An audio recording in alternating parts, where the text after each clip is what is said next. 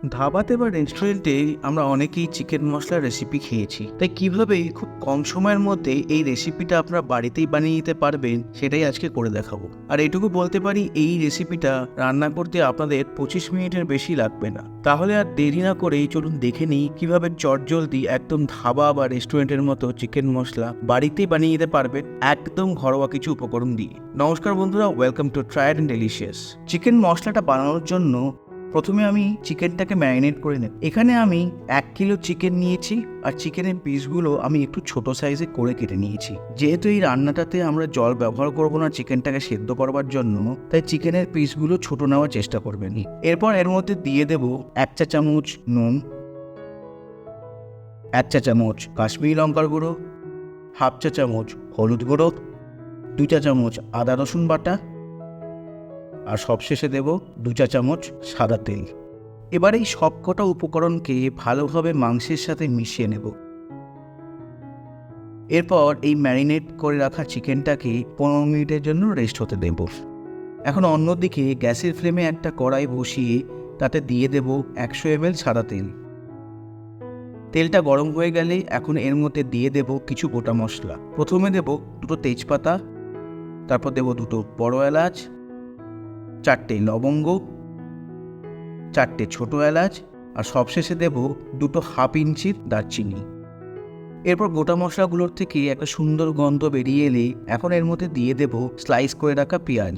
এখানে আমি 3টে মাঝারি সাইজের পেঁয়াজকে আগে থেকেই স্লাইস করে রেখেছিলাম। আচ্ছা, এই রান্নায় পেঁয়াজের পরিমাণটা বেশি দেবেন না, তাহলে গ্রেভিটা মিষ্টি মিষ্টি লাগবে। এখন পেঁয়াজটাকে খুব বেশি লাল করে ভাজবার দরকার নেই, একটু ভাজা হয়ে গেলেই এখন এর মধ্যে দিয়ে দেব 2 চা চামচ আদা রসুন বাটা। আদা রসুন বাটাটাকে ভালোভাবে কষিয়ে নেব যাতে এর মধ্যে থেকে কাঁচা গন্ধটা চলে যায়। তারপর এর মধ্যে দিয়ে দেব 2 চা চামচ কাঁচা লঙ্কা কুচি। আচ্ছা, এখানে ঝালটা আপনি আপনার মতো বাড়িয়ে কমিয়ে নিতে পারেন। এখন এর মধ্যে দিয়ে দেব আমাদের ম্যারিনেট করে রাখা চিকেনটাকে। তারপর চিকেনটাকে ভালো করে কষিয়ে এর মধ্যে দিয়ে দেব কিছু মশলা। প্রথমে দেব 1 চা চামচ ধনে গুঁড়ো, তারপর দেব 1/2 চা চামচ জিরে গুঁড়ো, 1/2 চা চামচ রোস্টেড কাসুরি মেথি, আর 1/2 চা চামচ গরম মশলা। এখন মশলাগুলোকে চিকেনের সাথে ভালোভাবে কষিয়ে নেব।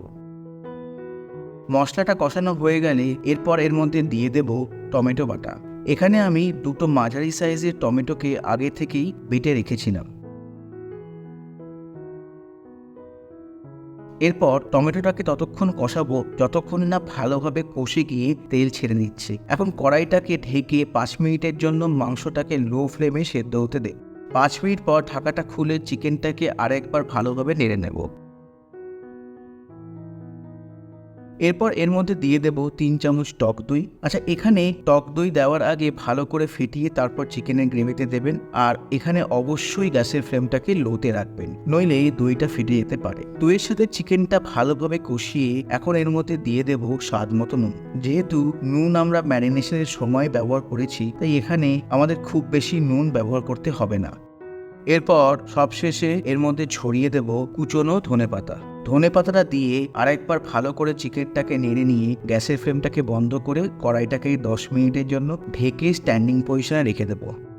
10 মিনিট পর কড়াইয়ে ঢাকাটা সরিয়ে এখন এর উপরে ছড়িয়ে দেব অল্প কুচনো লঙ্কা আর ধনেপাতা।